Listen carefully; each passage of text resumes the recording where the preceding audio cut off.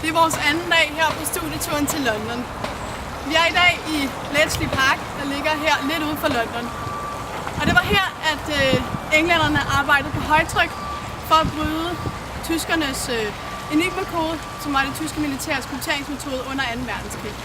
Det lykkedes englænderne at bryde den, og man mener, at det har forkortet 2. verdenskrig med 3 år.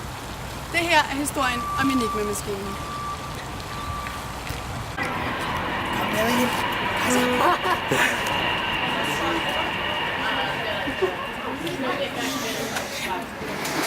How about the green one? When does that? Well, the first one does a rev and a half, then that indexes the middle row, then after the middle row has done one complete rev, the bottom row indexes. But each of those drums is programmed to do this exactly the same function as one of those.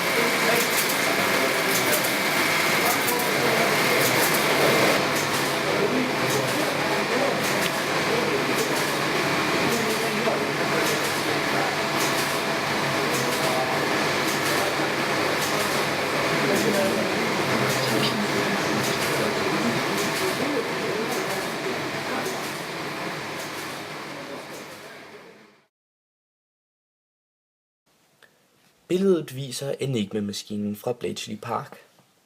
Øverst ses 3 hjul eller rotorer, som er indstillet på en speciel måde. Umiddelbart under hjulene ses lampeboardet, og under det er tastaturet. På forsiden af maskinen ses det lodret stående plugboard. I plugboardet er visse bogstaver forbundet med ledninger. Det, der foregår i maskinen under krypteringsprocessen, kan bedst beskrives ved hjælp af dette diagram, som viser det elektroniske kredsløb, der sker ved at trykke på et bogstav. Bogstavet A indtastes på tastaturet. På samme tid rykker rotoren N et trin fremad. Dette sikrer, at der sker en ny kryptering for hver nyt bogstav. Nu trykkes der på bogstavet A. Strømsignalet sendes fra bogstavet A til plugboardet. Fordi at der ikke er placeret noget stik i dette bogstav, fortsætter signalet til A i indgangshjulet. Der sker intet i dette hjul. Det forbinder blot signalet til rotorerne. Passage af et signal igennem det indviklede ledningsnet inde i hver rotor, N, M og L, svarer til, at der er sket en inkryptering af bogstaverne. Det samme kan siges om reflektoren R. Strømsignalet fortsætter baglæns igennem de 3 hjul, L, M og N, hvilket resulterer i endnu en inkryptering af bogstaverne i hver af de 3 rotorer.